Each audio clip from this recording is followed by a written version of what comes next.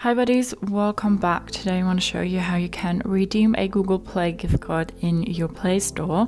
I will show you the whole thing on the Pixel 8, but you can use every other Android device. Important is only that you have the Play Store. And this is the card, pretty simple, and we need to take this part off. Under there's our code.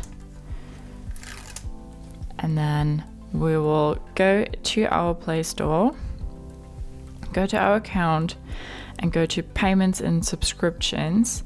And here we can say redeem code. We can say to scan the gift card, put that here and then press on the circle here. Say okay. You're about to add €5 to our account. Yes.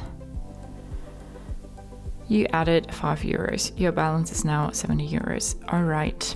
So now if we are here again, we can say payment methods. And here we have our Google Play balance, so €70. Now we can go back and you can use your balance for like in-app purchases, buy apps or whatever else. So that's how you can redeem the Google Play gift card. Hope you liked it. Hope it helped. If so, thumbs up, share and subscribe. And I hope to see you next time.